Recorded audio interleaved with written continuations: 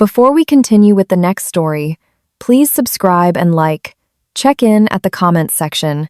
That afternoon, the sky above Chicago looked like a canvas spilled with deep orange and grayish purple. The wind blew quite hard, playing with the strands of the curtains in the cozy living room of our house.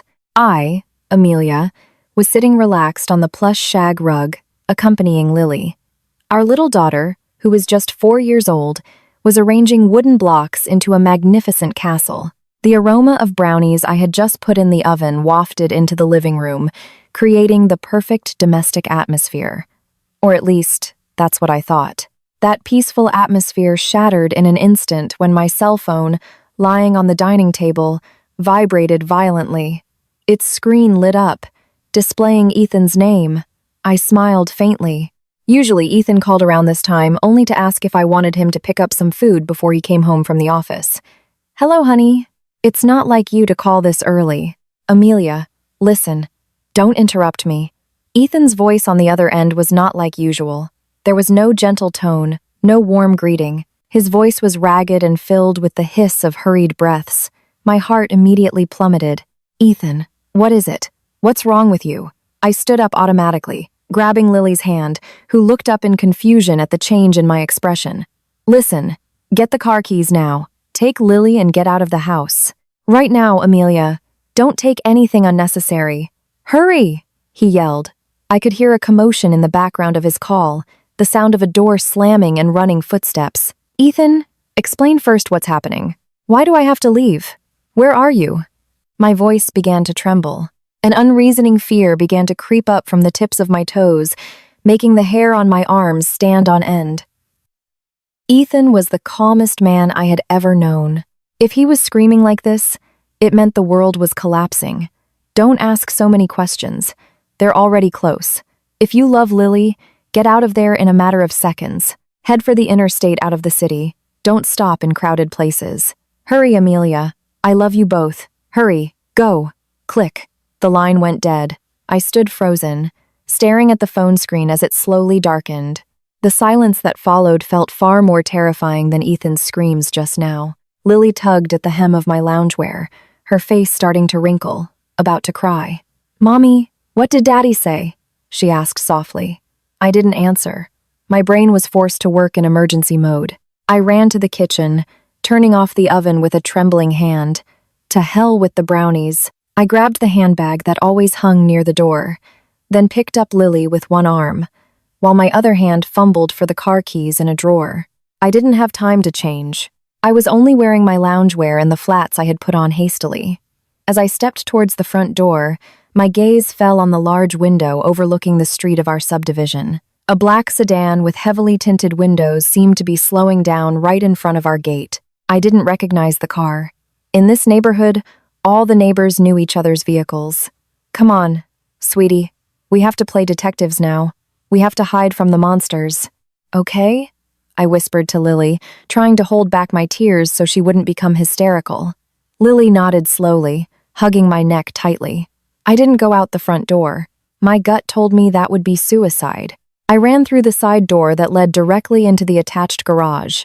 With lightning-fast movements, I sat Lily in her car seat in the back and fastened her seatbelt. My hands trembled violently as I inserted the key into the ignition of our SUV. The engine purred softly. I pressed the button for the automatic gate opener. As the iron gate slid open, I looked in the side mirror. 2 burly men in black leather jackets got out of the sedan. One of them held something behind his back that looked like the handle of a weapon. "Oh God, protect us," I murmured, pressing the gas pedal to the floor. The car tires screeched loudly as I maneuvered out of the garage. I no longer cared if I had to hit a trash can or a flower pot on the side of the road. I just looked ahead. As my car sped past the black sedan, I caught a glimpse of a cold stare from one of the men through the slightly open car window. His eyes were empty, like a predator seeing its prey. I sped the car out of the residential complex at an unnatural speed. My heart was beating so fast it was painful in my chest. Beside me, Lily began to cry, sobbing from the rough jolts of the car. "Mommy, I'm scared. Where's Daddy?" "Patience, sweetie. We'll see Daddy in a little bit," I lied. I myself didn't even know if Ethan was still alive at this moment. My thoughts began to race. Who were they? What had Ethan done to make those people come to our house? In 5 years of marriage, Ethan was just an accountant at a large logistics company. He was a boring but loving family man. No enemies, no debts, no drama. But the tone of fear in his voice just now was the fear of someone who knew that death was knocking at the door. As I managed to enter the toll gate onto the interstate, I glanced at my handbag lying on the passenger seat. The bag looked a bit bulkier than usual. Though, as I recalled, I had only brought my wallet and phone. With one hand still on the wheel, I fumbled inside the bag. My fingers touched something hard and cold. A small, box-shaped object. I pulled it out. It was an unfamiliar silver flash drive. Underneath it was a small, neatly folded piece of paper. With bated breath, I unfolded the paper as the car sped along in the fast lane. The writing on it was very rushed, but I recognized that handwriting. It was Ethan's. Don't trust anyone who knocks on your car window. Keep driving. I'm sorry. My world felt like it was spinning. Sorry for what? And how did this thing get into my bag? I had just realized something terrifying. Ethan had planned this escape even before he called me. That call wasn't just a sudden warning, but the beginning of a scenario far larger and darker than I could have imagined. I looked in the rearview mirror, making sure no black car was following. But in the distance, behind the afternoon haze that was beginning to descend, a pair of headlights seemed to keep the same distance behind me. They didn't overtake, but they also didn't fall behind. This game had just begun, and I was forced to be the main player without knowing the rules. The I-294 that afternoon was starting to get crowded with vehicles crawling home from work. But to me, the thousands of red brake lights in front of me looked like the eyes of predators watching my every move. I gripped the steering wheel so tightly that my knuckles turned white. Cold sweat ran down my temples, a stark contrast to the chilling AC of the car that pricked my skin. In the back seat, Lily's sobs slowly subsided, replaced by heavy breathing and occasional small hiccups. She had fallen asleep from emotional exhaustion, a small blessing in the middle of the storm I was facing. I glanced at the rearview mirror for the umpteenth time. The white SUV I was driving felt like a transparent glass aquarium. I felt naked and easy to find. The pair of headlights from the car behind me were still faithfully there. Their distance was always consistent, about 3 or 4 cars behind. Every time I changed lanes, that car would also change after a few seconds' delay. They were very professional. They didn't try to corner me or stop me in the middle of traffic. They just followed. "Who are you?"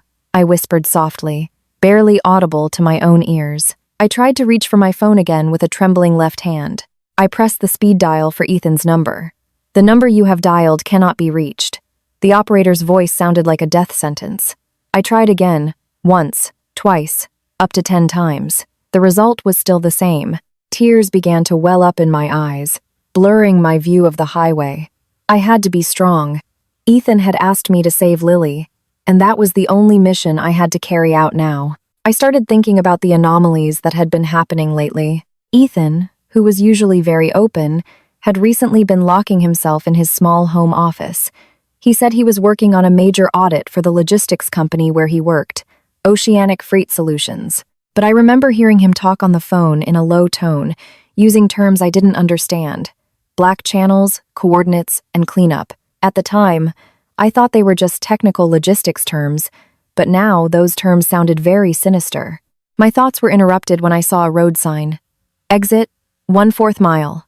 My instinct said, don't exit now. If I exited onto a regular highway, I would be more easily trapped in traffic, and they could easily approach my car. However, if I stayed on the interstate, I would run out of gas in the next 2 hours. The gas indicator on the dashboard was starting to show yellow. I had to make a decision. I decided to stay on the interstate and look for a rest area, the biggest and busiest one. My logic was simple. In a crowded place, they wouldn't dare to do anything reckless. While continuing to drive at 50 miles per hour, my hand once again fumbled with the silver flash drive and the note from Ethan that I had placed on the passenger seat. I remembered his sentence, "Don't trust anyone who knocks on your car window." That sentence implied something more specific than just a general warning. Would there be someone disguised as a police officer or maybe a highway patrolman? This fear was starting to turn into paranoia. Every time a car drove parallel to mine, I held my breath and refused to look over. I kept staring straight ahead, as if by not seeing them, they wouldn't be able to see me. Suddenly, my phone vibrated. Not a call, but a text message from an unknown number. My heart felt like it stopped beating as I read its content. Left lane. Slow down. Don't even think about throwing that flash drive away if you want your husband to keep breathing, I gasped. They were here. They were watching me. Automatically, I glanced at the side mirror. The black car I had seen in front of the house, the sedan with tinted windows, was now right behind me in the left lane. How could that be? I was sure they were far behind. It seemed they had more than one car tailing me. My hand reflexively moved to throw the flash drive out the window. But the threat about Ethan made me freeze. If I threw it away, I would lose the only bargaining chip for my husband's life. If I kept it, I was carrying a time bomb that could explode at any moment. I'm sorry, Ethan, I sobbed softly. I felt trapped in a labyrinth with no way out. Ethan asked me to run, but these people seemed to have set a net at every corner of the road. I began to realize that this escape was not about the distance I traveled, but about the time I had before they decided to close this trap. In the midst of that despair, I saw something in my handbag that I had missed before. Tucked behind my wallet was a key card for a luxury hotel downtown. I had never booked that hotel. When I took the card, there was small writing on the back in fresh red ink. Room 1402, only if you feel there is no other way. Was this another trap or help from Ethan? Ethan knew I was a skeptical person. He knew I wouldn't easily believe in things like this. However, this situation was already beyond reason. I looked back at Lily, who was still asleep. Her innocent face was a stark contrast to the chaos that was happening. She was my only compass in life right now. I had to take her somewhere truly safe, not just away from home. I decided not to follow the order from the text message. Instead of slowing down in the left lane, I floored the gas pedal, switched the transmission to sport mode, and darted between the gaps of cars in the right lane. I heard a chorus of horns from the cars I had startled, but I didn't care. The black car seemed surprised by my sudden maneuver. They started to give chase, but were pinned by a container truck that was changing lanes. This was my chance. I saw a small interstate exit leading to a less traveled suburban area. Without signaling, I jerked the wheel to the left, cutting across 3 lanes at once, and shot off the interstate. My car's tires screamed as I took the sharp exit ramp. I immediately turned off the car's main headlights, even though it was getting dark, to make my presence harder to detect from a distance. I entered a narrow, winding residential street, hoping to lose my trail among the alleys that were not well mapped on GPS. But just when I felt I was far enough away, I saw a sight that made my blood run cold. At a deserted corner, lit by a single flickering street lamp, stood a car I knew very well. It was Ethan's car. It was parked crookedly on the side of the road with the driver's door wide open. I slammed on the brakes. My heart felt like it was going to leap out of my chest. I wanted to get out and scream his name, but the message on the paper echoed in my head again. Don't trust anyone who knocks on your car window. I slowly approached with my car, shining my headlights towards Ethan's car. There was no one there. There were only fresh bloodstains splattered on the asphalt, leading towards the dark bushes on the side of the road. The hum of my car's engine seemed to be the only sound on that silent street. I was frozen behind the wheel, staring at Ethan's car, which lay silent under the dim, flickering street lamp. The blood trail on the asphalt looked like thick black ink in the minimal light, leading into the darkness of the bushes that seemed ready to swallow anyone who dared to approach. I wanted to scream, to run out and look for Ethan, but Lily's sudden cry from the back seat pulled me back to the harsh reality. "Mommy, I'm scared. Is that Daddy's car?" Lily had woken up. Her voice trembled as she saw the scene before us.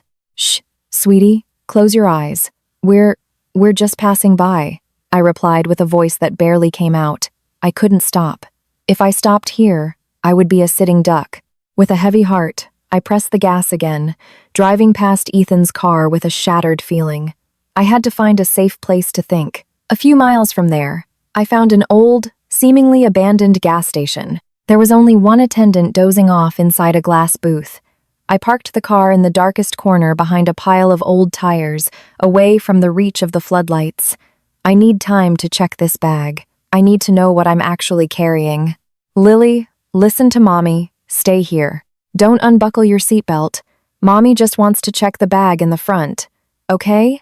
Lily nodded slowly, her face pale. I pulled the handbag onto my lap. My hands were still shaking violently. Besides the flash drive and the hotel keycard I had found earlier, I started to go through every inch of the hidden pockets in this leather bag. The bag felt much heavier than it should. As I felt the bottom, I sensed an unnaturally hard layer. With the help of a small nail clipper from my wallet, I cut the satin lining at the bottom of the bag. My heart pounded. Behind the lining, there wasn't just a document, but a thin, rectangular metal object taped down with strong tape. A GPS tracker. Oh my God! I immediately ripped the device out. So that's why they knew I was in the left lane on the interstate earlier. They weren't just following me visually. They had attached this device to the bag I carry every day. But that wasn't what made my breath catch in my throat. Tucked behind the tracker was a small, very thin brown envelope. Inside was a Polaroid photo and a small slip of paper. The photo was taken secretly. A photo of me and Lily playing in the front yard. Taken from a distance. On the back of the photo was today's date with the time marked as 2 p.m. They had been watching us long before Ethan called. I opened the small slip of paper that accompanied it. Unlike Ethan's messy handwriting on the previous note, this writing was very neat, printed from a computer. The contents of the flash drive are the key to the gate. Ethan is just a pawn who made a wrong move. Meet us in room 1402 if you want to exchange the key for your pawn. This message explained everything and at the same time made everything murkier. This flash drive was something very valuable to them. Ethan was trying to save me by telling me to run, but at the same time, he was using me as a courier to carry this item away from the house. Or maybe he knew I was the only person they wouldn't initially suspect. I picked up the silver flash drive. This small object felt very heavy in my hand. What was inside it? Company data, criminal evidence, or something far more personal? I tried to turn on Lily's tablet, which was in the back seat, hoping to get a quick look at the contents of the flash drive. But when I plugged it in through an adapter, the tablet screen only displayed a password request dialog box with a red warning. One wrong attempt, and all data will be permanently erased. Ethan, what are you hiding? I whispered in frustration. My mind raced. Ethan was a very meticulous person. If he gave a password, it must be something only I would know. Our wedding date? Lily's birthday? No, those were too easy to guess. I remembered the hotel keycard I had found earlier, room 1402. Why that number? Suddenly, a memory flashed. 1402. February 14th. It wasn't a birthday or our anniversary. It was the date Ethan first asked me to meet him after we had been separated for a year while we were dating. That day, he said, "This is our second chance." I tried typing the numbers 1402 into the password field. My finger trembled as I pressed the enter button. The tablet screen spun for a moment, then a single folder appeared titled Project Veil. Inside the folder were dozens of photos of documents, financial reports from Oceanic Freight, but there was something strange. The names of the fund recipients in the reports were the names of people who were already dead, but their account numbers were still active. This was a massive money laundering scheme, and at the very bottom was a short video. I pressed the play button with the volume at its lowest. In the video, I saw Ethan. He wasn't alone. He was in a dark warehouse, standing in front of a large safe. But what made me almost scream was the person standing next to him. The man was wearing the same uniform as Ethan, but his face was identical to Ethan's, as if Ethan were standing in front of a mirror. The man laughed, patting Ethan on the shoulder, then handed him a black briefcase. "Lily, sweetie, do you see this?" I asked unconsciously, but Lily had already fallen back asleep. I turned off the video with a cold hand. Ethan had never told me he had a twin brother. All this time, I knew he was an only child. So, who was that man? And who had actually called me earlier? My husband? Ethan? Or the Ethan in the video? A new, darker fear began to possess me. If there were two people with the same face, how could I know who to trust? That panicked call earlier, was it really Ethan trying to save me? Or was it a trap to lure me out of the safety of my home so they could take this flash drive on a deserted road? I looked out the car window. In the distance, on the main highway visible from this gas station, I saw a beam of light moving slowly. A black sedan was driving slowly, as if searching for something in the darkness. They were close. I had removed the GPS, but they knew this route. I had to leave immediately. That hotel keycard was the only physical clue I had. Room 1402 wasn't just a meeting place. It was a message. I started the car's engine again without turning on the lights. I would drive in the dark until I reached a busier main road. I had to get to that hotel before dawn. Not to hand over this flash drive, but to find out who the man who had been sleeping next to me for the past 5 years really was. The night grew late, and the potholed suburban roads forced my SUV to rock gently, in rhythm with my irregular heartbeat. In the rearview mirror, the old gas station slowly disappeared, swallowed by the darkness. I deliberately kept the main headlights off until I reached a wider asphalt road, relying on the faint moonlight to avoid potholes. Thoughts of the video on the flash drive, the image of the two Ethans standing side by side, felt like a parasite that had begun to eat away at my sanity. I started to replay memories of the past few months. As a wife, I had always considered myself perceptive, but now, I felt like a stranger living in a house full of funhouse mirrors. It all started about 6 months ago. Ethan, who usually worked a very regular 9-to-5 schedule at Oceanic Freight, suddenly got a promotion. He said he was appointed as a senior auditor for strategic projects in the Eastern region. From that moment, Ethan changed. The man who usually carried a thin briefcase started to frequently bring a small, double-locked suitcase. I remember one night in November. It was raining very heavily. Ethan came home late, his white shirt soaked, and there was mud on his shoes. He didn't greet me or kiss Lily on the forehead as usual. He went straight to the bathroom and locked himself in for almost an hour. When he came out, his face was very pale, as if he had just seen a ghost. "Honey, are you sick?" I asked with concern, offering him a warm tea. He just looked at me with a vacant expression and then mumbled, "Amelia, if one day the numbers in this world no longer make sense, never try to add them up. Just run." At that time, I just laughed. I thought he was stressed from his audit work. "What are you talking about, honey? You're an accountant. Your job is to add up numbers." But Ethan didn't laugh. He held my hand tightly, so tight it hurt. "There are numbers created to hide the dead, Amelia. And there are numbers used to buy the lives of the living." Now, in the car speeding through the night, those words sounded like a terrible prophecy. Numbers created to hide the dead. That must have referred to the financial reports on this flash drive. Accounts in the names of deceased people, but still conducting transactions worth billions of dollars every month. Oceanic Freight wasn't just a logistics company. It was a massive money laundering machine, and Ethan was right in the middle of its rusty gears. I also started to remember small physical changes that I had previously dismissed.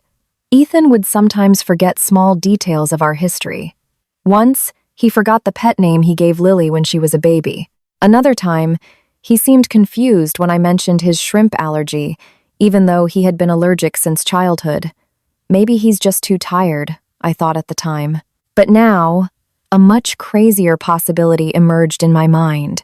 Was the Ethan who came home every night always the same Ethan?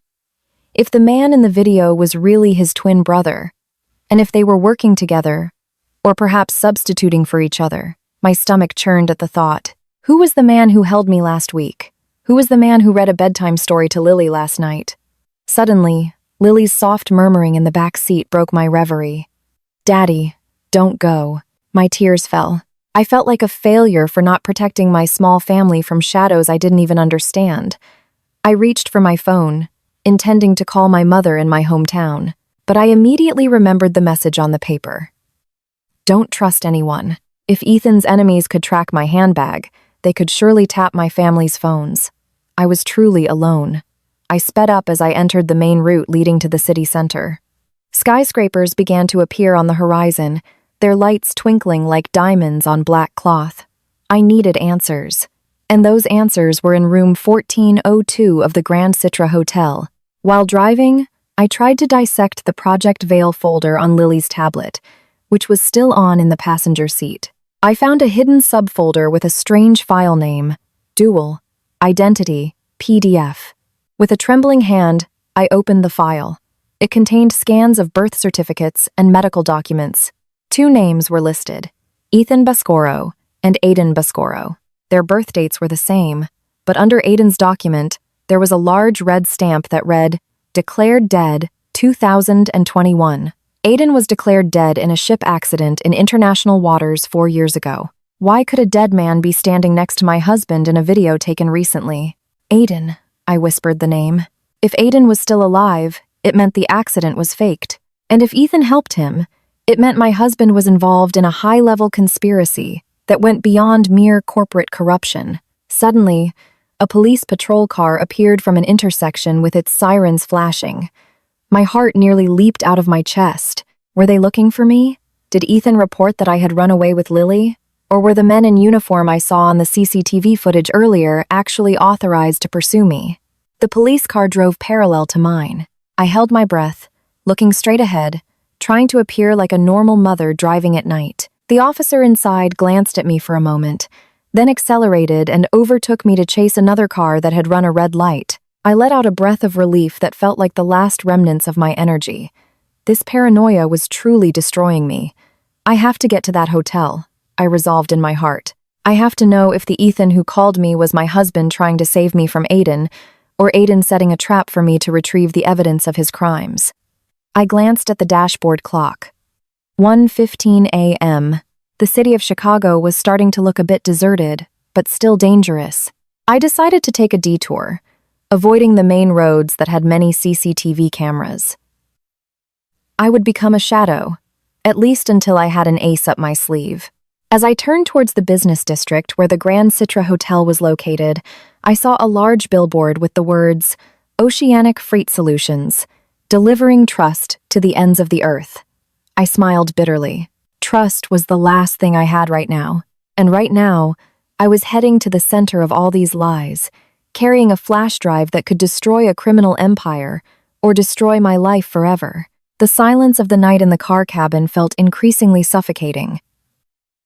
The fuel indicator on the dashboard had now turned into a flashing red light, a cruel reminder that my escape had a time limit. I glanced at Lily through the rearview mirror. She was curled up in her sleep, hugging a worn-out bunny doll that I had managed to grab from the living room earlier. Her peaceful face was the only reason I hadn't lost my mind. I saw a road sign, Rest Area, 1 mile. This was a risky choice. A rest area is an open place, a place where CCTV cameras are scattered in every corner and strangers come and go. However, without gas, Lily and I would become sitting ducks on the dark shoulder of the interstate. With a heavy heart, I turned the steering wheel into the slow lane and followed the road markings to the rest area. The place seemed deserted. There were only a few large container trucks parked at the far end of the area, their engines humming low, a sound that was usually calming, but now sounded like the growl of a monster. I chose the gas pump at the very end, the one closest to the exit back to the highway. "Fill air up?" asked the gas station attendant in a hoarse voice typical of someone sleepy. "Yes, premium, please," I replied briefly, without lowering the window more than a few inches. I handed over my debit card with a hand I deliberately kept hidden in the shadow of the door. My eyes kept moving, scanning every inch of the parking area. After the tank was full, I parked the car in front of a brightly lit convenience store. I needed bottled water and maybe something for Lily to eat when she woke up. I made sure all the doors were locked automatically from the inside before getting out in a hurry. Inside the convenience store, the cold air from the AC was piercing. I grabbed 2 bottles of water and a pack of bread with mechanical movements. While standing at the cashier, my eyes were fixed on a small television screen mounted in the corner of the room. The late-night news was showing a gas explosion in a residential area in the south of Chicago. My heart stopped for a moment. The address shown in the scrolling text, that was our subdivision's address. "The house is on fire," I whispered unconsciously. "Yeah, it's bad, ma'am. They said it was a gas leak, but a neighbor said they heard gunshots before the fire started. the cashier chimed in while putting my items into a plastic bag. I couldn't bring myself to respond. I quickly grabbed the bag and ran back to the car. So that's why Ethan told me to leave. If I had stayed there 5 minutes longer, Lily and I might have been turned to ash. They didn't just want to take this flash drive. They wanted to erase our existence. I quickly got into the car and locked the doors. My breath felt short. I leaned my head against the steering wheel, trying to hold back the sobs that were about to burst out. That's when I saw him in the side mirror. A black sedan slowly entered the rest area. It wasn't the same car that had followed me on the interstate earlier, but the model was identical. The car didn't head for the gas pump or the convenience store parking lot. It stopped quite far behind me, right under the shadow of a dim palm tree. The door opened. A man got out. From this distance, I couldn't see his face clearly, but his posture was very familiar. The man was wearing a dark blue windbreaker jacket with gray stripes on the sleeves. The jacket I bought for Ethan on his birthday last year. There was a dark stain on his shoulder. Maybe blood, maybe oil. Ethan, I murmured. Hope emerged like a small light in the darkness. Did he manage to escape? Was he looking for me? The man stood still beside his car, staring straight at my SUV. He didn't run to greet me. He didn't wave his hand. He just stood there like a statue. I was about to open the door and run to him, but his voice on the phone earlier echoed again. Don't trust anyone. I remembered the video on the flash drive. Ethan and Aiden, two men whose faces I couldn't distinguish. If that man was wearing Ethan's jacket, it was no guarantee that he was my husband. Aiden could have incapacitated Ethan and taken his clothes to deceive me. The man began to step forward. His steps were slow and slightly limping, as if he were in great pain. He walked closer, passing the row of parked cars. As he passed under a garden light, I could see his face. His face was full of scratches and bruises, but it was Ethan's face. His eyes looked weary, but there was the same spark of urgency as when he called me. He reached the side of my car window. Knock, knock, knock. He tapped the window with his knuckles. The sound was muffled to my ears. Amelia, it's me. Open the door, honey. We have to go now before they get here. His voice came through the slightly open window gap. It was Ethan's voice. His tone, his intonation, even the way he called me honey, felt so authentic. But my hand was frozen on the lock lever. I looked down at his wrist, hidden behind the jacket sleeve that was slightly pulled up as he knocked on the glass. There, on his left wrist, was a small, triangular birthmark. I knew for a fact that my husband had that birthmark. I felt a sense of relief. My finger started to move to press the unlock button. But then my brain screamed. I remembered the dual identity PDF medical document I had briefly read. There was a small note at the bottom of Aiden's medical document. Post-accident cosmetic reconstruction procedures include replication of birthmarks for strategic impersonation purposes. My blood ran cold. If this person was Aiden, he had planned this impersonation down to the smallest detail for years. Open the door, Amelia. We're out of time, the man outside shouted. His voice now sounded more demanding and harsh. I looked deep into his eyes. Something was missing there. My husband, Ethan, always looked at me with a warm sparkle, even when he was angry. This man looked at me like an accountant examining a balance sheet, cold and calculating. What was Lily's nickname that only the two of us know? I asked with a trembling voice. The man paused for a moment, his eyes blinking rapidly. Amelia, don't be ridiculous. This isn't the time for a quiz. They're right behind me. Tell me the name. I screamed hysterically. He didn't answer. Instead of answering, his expression changed instantly. The feigned sadness and panic vanished, replaced by a thin, terrifying smile. He reached into his jacket pocket and pulled out a silver lighter, the same lighter Aiden always carried in the warehouse video.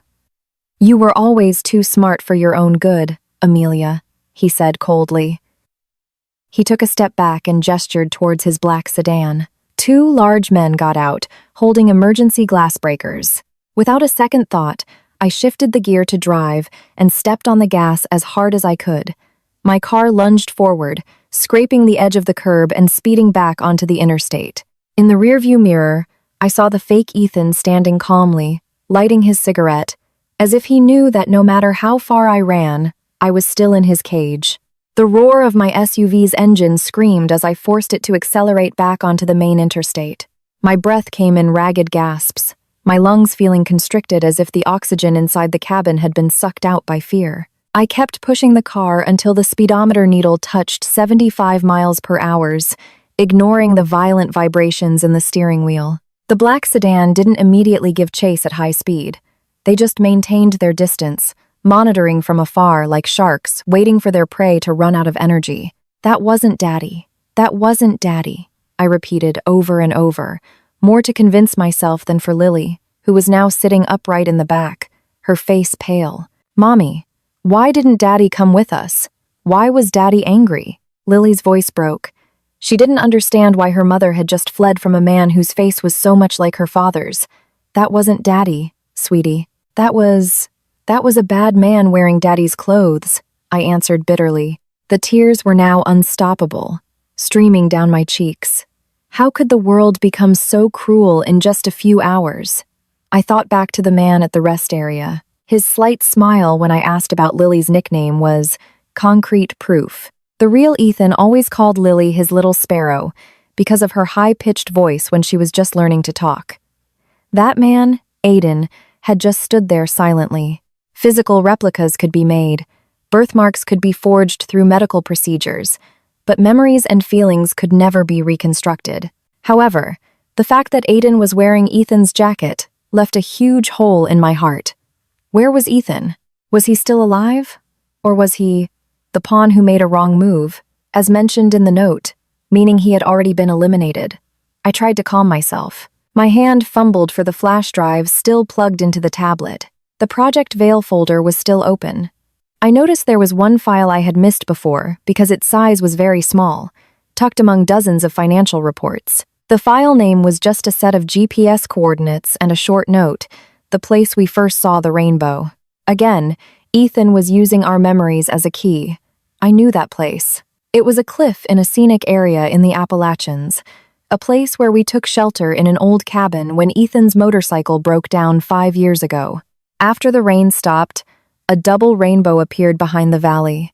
It was the most romantic and most honest moment in our relationship. If he knew I would check this file, then that place is my real destination, not the hotel, I thought. The Grand Citra Hotel in downtown Chicago was probably just bait prepared by Aiden to trap me.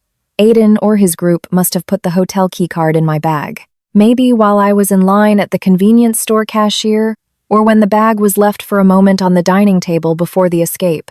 Suddenly, the black sedan behind me started to make aggressive maneuvers. Its high beams flashed, blinding me through the rearview mirror. They were tired of playing games. They wanted this flash drive now. "Mommy, that car is getting closer," Lily screamed. Another black sedan appeared from the left side, trying to box me in. I was caught between two cars that wanted to crush me. In a panic, I saw a large truck in front of me.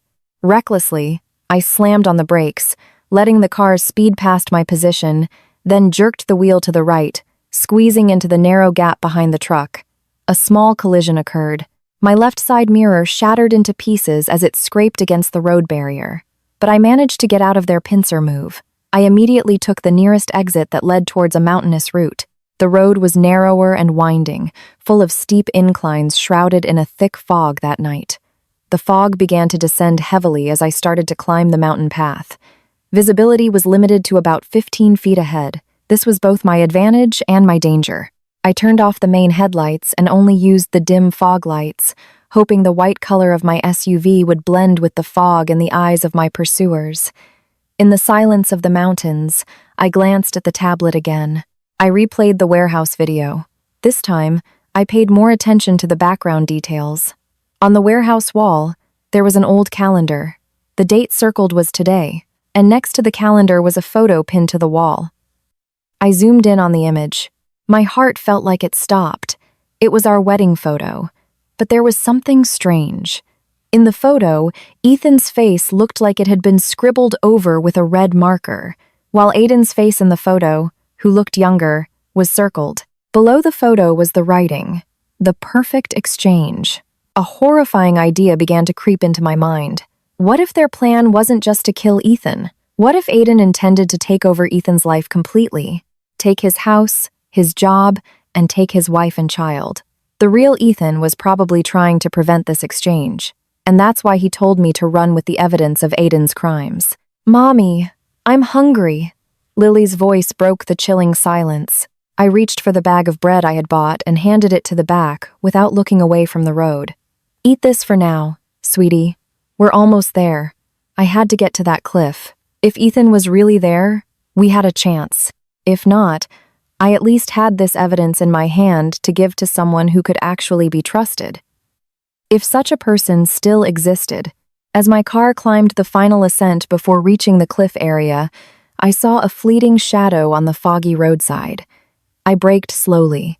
A person wearing a state trooper uniform stood there.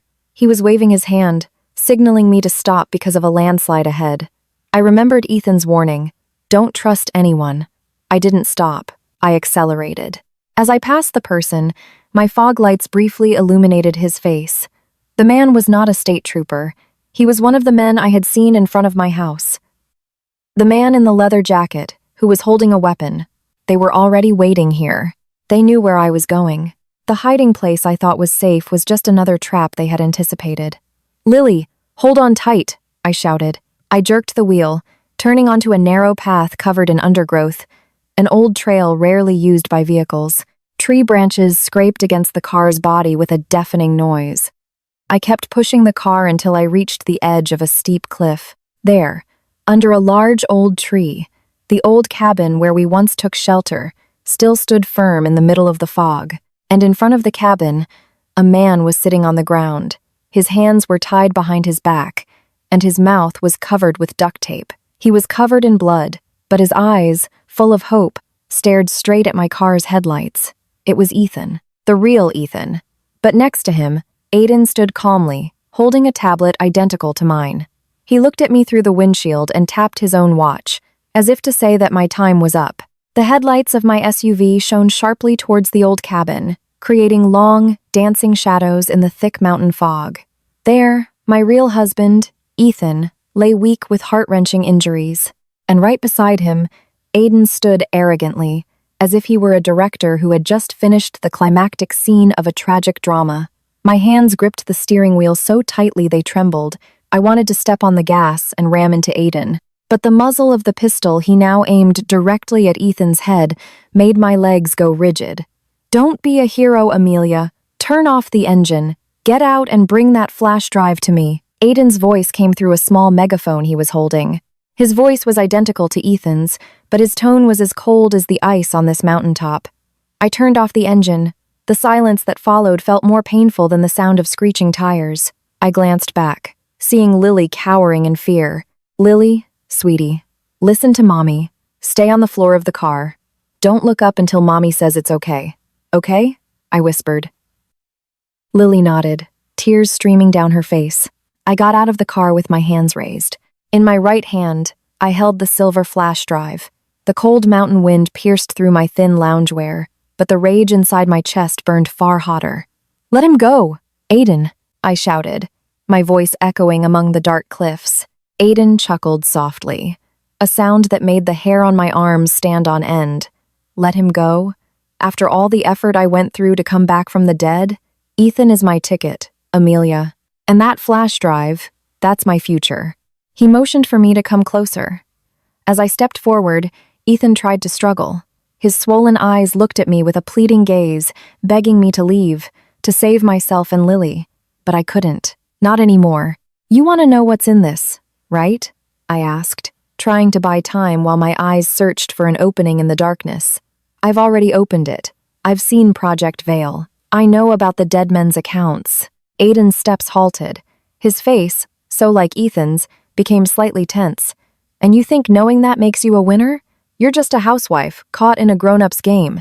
"I am a housewife," I replied with a suddenly calm tone. "But I'm also the wife of a very meticulous accountant. You think Ethan only kept financial reports in here?" I held up Lily's tablet, which I had deliberately brought out with me. Its screen glowed brightly in the darkness. Before I got out of the car, I had managed to press the upload button on a video file I hadn't finished watching in the previous chapter. Because the signal on this peak was very weak, The process was very slow, but it was my only ace. On this flash drive is CCTV footage from the logistics warehouse dated last month. Footage that shows you murdering one of the internal auditors at Oceanic Freight before you took over Ethan's identity at the office. I was lying. I hadn't seen the video to the end, but I was betting on Aiden's fear. Aiden's face paled. He momentarily shifted his gaze from Ethan to me. In that instant, Ethan, though tied up, used his remaining strength to kick Aiden's leg hard. Aiden stumbled, his gun going off into the air. The sound shattered the night's silence like thunder. I didn't waste time. I ran, not towards Ethan, but back to the car. I knew I couldn't fight Aiden physically. I got inside the car, locked the doors, and started the engine. With a swift motion, I reconnected the flash drive to the car's navigation system, which had a larger screen. I needed to confirm my suspicions. The Project Veil folder opened again. I scrolled to the very bottom, looking for that video file. This time, I didn't just watch. I looked for the file's metadata. Ethan had once taught me that digital files always leave a time and location stamp. The video played. I saw Aiden and Ethan, but this time, I noticed a detail I had missed. In the corner of the warehouse, there was a large digital clock.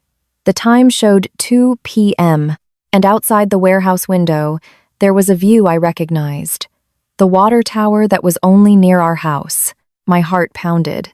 If the video was taken near the house at 2 p.m. and Ethan called me at 4 p.m., it meant that for 2 hours, one of them was in the house with me, while the other waited outside. Suddenly, the video cut out and changed to an audio recording only. Ethan's voice, out of breath, came through. "Amelia, if you're hearing this, it means you've found the flash drive. I'm sorry for involving you. Aiden isn't dead. He came back to take my life because I found proof that he is the true leader of this money laundering network. He's been using my name for all the illicit transactions for the past 4 years." Ethan's voice paused for a moment due to a cough. "Room 1402. It's not a meeting place. It's a locker number at Union Station. The key is behind Lily's watch. Get the original documents there and take them to the police general whose name is in Aiden's medical records. Don't go to the hotel. It's Aiden's trap." I was stunned. I glanced at Lily's wrist. The small, pink watch was blinking softly. I quickly took it off and pried open the back with my nail. A tiny key fell onto my lap. Outside, Aiden was back on his feet. He walked towards my car with overflowing rage. He smashed the butt of his pistol against the driver's side window. Crack! Fissures began to appear on the bullet-resistant glass of the SUV. "Give me the flash drive, Amelia. Or I'll burn this cabin down with your husband inside it," he shouted, crazed. I looked at Ethan lying there. He looked at me, signaling with his head for me to go. He was ready to sacrifice himself. But I wouldn't let Aiden win. I looked at the navigation screen one more time. There was one last file that had just opened automatically, an audio file titled Trigger. I pressed play. The sound of extremely loud police sirens suddenly erupted from my car's external speakers, an emergency alarm feature Ethan had modified.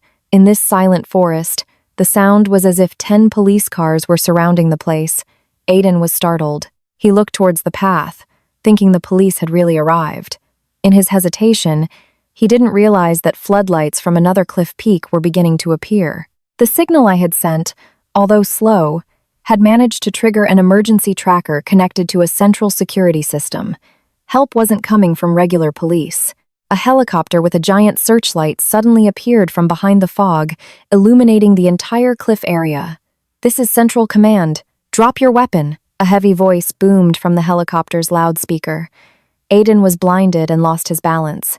In that moment, I made the bravest decision of my life. I stepped on the gas, not to escape, but to turn the car around and position it between Aiden and Ethan, providing cover for my husband from any potential wild shots.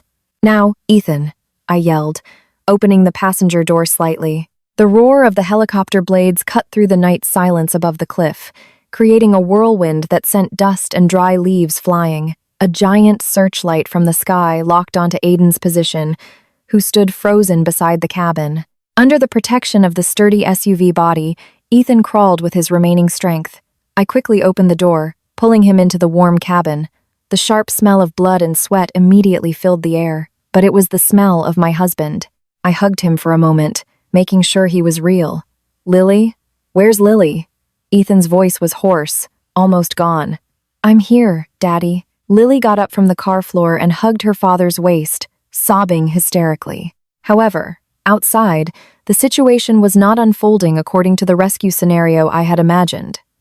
Aiden did not surrender. Despite being bathed in light from the sky, he just laughed. He dropped his pistol to the ground, raised his hands, but his eyes remained fixed on me with a strange look of victory. "Whose helicopter do you think that is?" Aiden shouted over the roaring wind. My heart sank. I looked at the helicopter hovering low. There was no Central Police logo on it. There was only the emblem of a golden eagle in a circle. The same emblem I had seen on the Oceanic Freight letterhead inside the flash drive. The helicopter hadn't come to save us. It was the company's private security unit. The helicopter door opened, and several men in black tactical gear descended on ropes. They didn't arrest Aiden. Instead, they formed a barricade around him. Their assault rifles were aimed at my car. "Ethan, what's happening?" I asked with a trembling voice. Ethan, who had been leaning weakly against the seat, suddenly sat up straight. His bruised face tensed. He grabbed the tablet that was still on in my lap. His fingers moved quickly across the screen. "Amelia, listen to me," Ethan whispered. His voice now sounded different. Colder, sharper. Aiden's identity as the network leader is correct. But there's one thing that audio recording didn't mention. I'm not just an accountant who stumbled upon the evidence by accident. I looked at him, confused. "What do you mean?" Ethan turned to face me. Under the searchlight that pierced through the car window, I saw a glint in his eyes that I had never seen during our 5 years of marriage. Aiden was the enforcer, but I was the architect of the system. I was the one who created Project Veil. I designed those ghost accounts so the company could hide billions of dollars in assets. My world felt like it was collapsing for the second time in one night. "No, you're lying. You told me to run to save myself, right?" "I told you to run because Aiden got greedy," Ethan replied without expression. "He wanted to take over the entire system and get rid of me." "That flash drive isn't evidence for the police, Amelia. It's the master key to transfer all those funds to a private account that can't be accessed even by the owners of Oceanic Freight. And now, we have it." I released my grip from his shoulder as if he were a burning fire. The man I loved, the man I thought was a victim, turned out to be the mastermind behind the crime I had been running from. My hours-long escape wasn't to uphold justice, but to be caught between two criminals fighting over illicit treasure. Aiden stepped closer to the car window. This time, without fear, his guards remained on alert. "Ethan, enough with the charade," Aiden shouted. "Your wife has played her part as a courier well. Hand over the flash drive, and I'll let you go abroad with a new identity. We can share, just like when we were kids." Ethan laughed dryly. He took out a small pistol that was apparently hidden behind his seatbelt, something Aiden had missed during the torture. "You were always a fool, Aiden. Why do you think I let Amelia bring the flash drive to this place?" "Because I needed you to bring this helicopter here. I need transportation to get out of this country tonight," Ethan said in a commanding tone. I stared at Ethan in horror. "Ethan, what about me? What about Lily? Are we just tools to you?" Ethan touched my cheek. His rough hand felt so foreign. "Amelia, I did all of this for our future. We'll be rich in a place where nobody knows us. No more mortgage drama or living as a low-level accountant. I don't want this money, Ethan. I want my old husband back," I cried hysterically. Suddenly, a small explosion was heard from the direction of the helicopter engine. Someone from a distance, perhaps real police who had finally tracked my emergency signal, began firing warning shots. The situation descended into chaos. Aiden shouted orders for his men to fire into the bushes. Ethan used the opportunity to take over the driver's seat. "Amelia, quickly!" he commanded. I was pushed into the back seat with Lily. Ethan stepped on the gas, hitting one of the guards, standing in front of the car, and turning back towards a more extreme cliff path. The helicopter began to chase us from the air. Its searchlight followed us like the angry eye of God. Amidst the wild jolts of the car, I realized something terrifying. Ethan wasn't heading for an exit. He was heading towards an old company warehouse on the lower slope, the place where all the physical data is stored. You want to destroy everything? I asked between sobs. I'm going to erase the trail of Ethan Bascoro forever tonight, he replied, continuing to speed. Starting tomorrow, the world will think we died in an accident on this cliff. We will be reborn. I looked at Lily. The child could only squeeze her eyes shut, covering her ears from the sound of gunshots and roaring engines. It was at that moment I knew the greatest danger wasn't Aiden chasing us with a pistol, but the man who was driving this car, the man who shared my bed, who was now ready to burn the whole world down, including our memories, for a pile of digital numbers in the pocket of my loungewear. Our SUV careened down the mountain slope at a speed that nearly made the tires lose traction on the dew-slicked asphalt. Ethan drove like a man possessed, his eyes fixed sharply on the winding road ahead, while his hands remained steady on the wheel through every sharp turn. Behind us, the roar of the Oceanic freight helicopter's engine was still audible, but the thick fog and dense trees became our temporary allies. I held Lily tightly in the back seat, my feelings shattered. The man in front was no longer my warm husband. He was a stranger who had just admitted that our entire life for the past 5 years was nothing but a complex accounting design. Ethan, stop! This is crazy! I screamed over the roar of the wind coming through the broken window. The police will be here soon. Just hand over the flash drive and we can start over. Ethan laughed, a dry, humorless sound. Start over, Amelia. There's no going back after you've touched Project Veil. If I surrender, I'll die in prison. Or worse, Aiden will find us wherever we go. The only way out is to disappear. Suddenly, a bright light appeared from ahead. A large truck was deliberately parked across the narrow road, blocking all access. It was another of Aiden's traps. Ethan cursed loudly and jerked the steering wheel to the right, into an uneven dirt path, an old logging trail. The shaking inside the car became violent. Lily screamed as her head hit the window. Patience, sweetie. Almost there, I mumbled, holding her to keep her from being thrown around. The helicopter's searchlight found us again. The sound of rifle fire began, bullets hitting the ground around the car and damaging the rear body of our SUV. Ethan was unfazed. He sped through the undergrowth until we emerged back on the main highway heading towards Chicago. On the wider road, the chase became more brutal. 2 black sedans that had been left behind now reappeared, speeding up on our left and right. They tried to box us in, a deadly maneuver at 75 miles per hour. Amelia, get the gun under the front passenger seat. Now! Ethan yelled without looking back. I won't. I'm not a killer, I replied hysterically. If you don't get it, we're all going to die. Do it. With trembling hands and tears blurring my vision, I crawled to the front. Under the seat, I found a cold semi-automatic pistol. Just holding it made me want to vomit. But at that moment, the car on the right slammed into the side of our SUV. The side window completely shattered, and a man from that car aimed his weapon at Ethan. Without thinking, I raised the pistol and fired a shot into the car's ceiling. The deafening blast echoed in the confined space.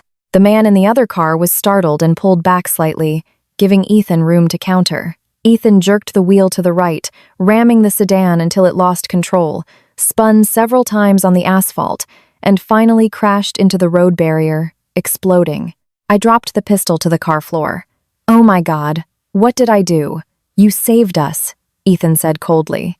The chase continued until we entered an industrial area on the outskirts of the city. Ethan wasn't heading to a police station. He was heading to a private pier hidden behind large warehouses. There, a speedboat was waiting with its engine running. We're leaving by sea, Ethan said. The helicopter won't be able to track us under the busy port's radar.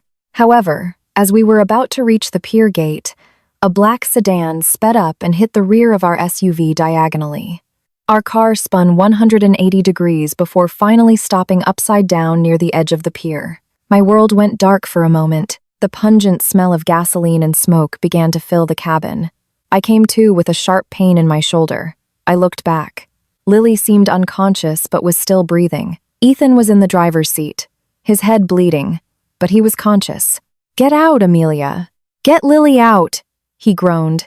I kicked the wrecked car door until it opened. With my remaining strength, I pulled Lily out of the wreckage. As I turned back to help Ethan, Aiden was already standing there. He walked slowly with his pistol aimed at us. His face, so similar to Ethan's, looked demonic under the dim pier lights. "End of the road, dear brother," Aiden said coldly. He didn't look at me. His eyes were fixed only on Ethan, who was still trapped inside the car. "Give me the flash drive, or I'll make sure your wife and daughter watch as I pull this trigger." Ethan reached into his jacket pocket and pulled out the silver flash drive. He looked at me with an unreadable expression, a mixture of regret and desperation. "Take it, Aiden," Ethan said weakly. He threw the flash drive onto the asphalt. As Aiden bent down to pick it up, Ethan yelled at me, "Run to the boat! Amelia! Now!" I picked up Lily and ran as fast as I could towards the pier. Behind me, I heard the sound of gunshots. I didn't dare to look back. I kept running until I jumped onto the speedboat. A strange man on the boat immediately pulled me in and revved the engine. As the boat sped away from the pier, I looked back. Our SUV exploded in a giant fireball, illuminating the entire pier area. Amidst the flames, I saw two figures wrestling with each other until they were both engulfed by a second, larger explosion. I collapsed onto the boat's floor, hugging Lily, who was starting to wake up. My tears had dried up. All that was left was emptiness. I had lost my home, my identity, and my husband. Whoever he really was, the man driving the boat turned to me. "We're heading for international waters, ma'am, as per Mr. Ethan's instructions." I was silent. Instructions? So Ethan had already prepared this boat. I fumbled in the pocket of my dirty loungewear and found something hard. It turned out that in the car, Ethan hadn't given the real flash drive to Aiden. He had slipped it into my pocket without me realizing it. In my hand, I held the key to billions of blood-soaked dollars, and before me lay the dark, open sea, towards a future I did not recognize at all. The sea off the coast felt calm that night, but for me, every gentle wave that hit the speedboat's hull sounded like the whisper of pursuing sins. The boat's engine hummed steadily, cutting through the darkness towards an unseen point on the map. In my arms, Lily slept soundly, a tranquility in stark contrast to the storm that had just destroyed our lives. I stared at the shrinking pier, where a giant fireball still rose into the sky, marking the grave of two men who shared a face but carried different darknesses. The man at the helm, who only introduced himself as Echo, remained silent. His face was hard, typical of someone paid well not to ask questions. He occasionally glanced at the radar, ensuring no patrol boats were following. I reached into the pocket of my now tattered and soot-stained loungewear. My fingers touched the cold object, the silver flash drive. This object was the reason my house was burned, the reason Ethan and Aiden killed each other, and the reason I was now a refugee in the middle of the sea. Ethan had made his final exchange. He gave a fake flash drive loaded with a data-destroying virus to Aiden, while the real one, the key to unimaginable wealth, he entrusted to me. "Ma'am, we will soon reach the mothership." Echo's voice broke the silence. "Mothership? We're not going directly to land?" I asked warily. "Mr. Ethan's instructions were to take you to a cargo ship heading for the Cayman Islands. Your new identities are ready there." I was silent. The Cayman Islands. New identities. Ethan had planned everything with such precision, as if he already knew his life as Ethan, the accountant, would end tonight. But one question continued to haunt me. Did Ethan really die at the pier, or was the explosion just his final trick to erase his tracks, while he quietly slipped into the water to follow us later? A few hours later, a giant cargo ship emerged from the dawn fog. We were pulled up using a lifeboat. On board, a well-dressed woman greeted me. She handed me a small leather bag containing a new passport, a new birth certificate for Lily, and a tablet with account access instructions. My name was now Julia Evans. Lily became Chloe. I was taken to a luxurious private cabin. As soon as the door locked, I immediately turned on the tablet. There was a video message locked with today's date. I entered the password, 1402, the number that started it all. The screen lit up. Ethan appeared. He wasn't bloody. He wasn't injured. This video was recorded in a room I didn't recognize, perhaps a few days ago. Amelia, if you're watching this, it means the perfect exchange plan has succeeded. I know you hate me now. I know you feel betrayed. But in this world, there are only two types of people: those who become numbers and those who write the numbers. I want us to be the writers. Ethan smiled faintly, a smile that now looked so foreign to me. Aiden had to die, and Ethan Boscoro had to die too. It was the only way for Project Veil to truly disappear. Inside that flash drive is the access code to a trust fund that can never be traced by Oceanic Freight or any government. Live well, Amelia. Take care of our little sparrow. Maybe one day, when the world has forgotten us, I will find you. The video ended. The screen went black. I felt nauseous. Ethan had not only faked his death in front of his enemies, but he had also faked his death in front of his own wife for a freedom bought with blood. I walked to the cabin window, staring at the sunrise that began to illuminate the ocean. I remembered Lily's watch. I took it back from Echo's bag, which he had brought for me. I disassembled the watch again, looking for something I might have missed. Behind the watch battery was a very thin microchip. I inserted it into the reader slot on the tablet. A digital map appeared. A red dot was blinking on a small, secluded island in the Great Lakes. Below it was a short message. I'm waiting for you where the rainbow first appeared. Don't bring the flash drive. Burn it, Amelia. It's poison. I slumped to the floor of the cargo ship.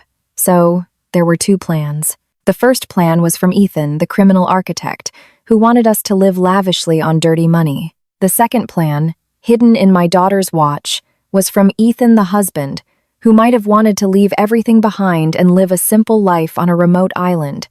Or was this a final test? If I took the flash drive to the Caymans, I would be rich but forever haunted by shadows. If I burned it and went to the coordinates on the island, I would be back at square one, but might get back the man I loved. I turned to Lily, who was starting to wake up. She looked at me with her big, clear eyes. "Mommy, are we at Daddy's place yet?" I smiled.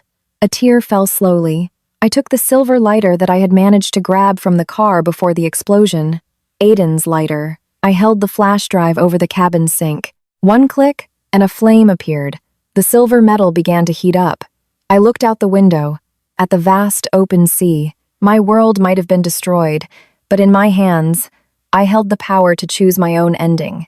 Would I be Julia the millionaire, or Amelia, searching for her husband again behind the fog?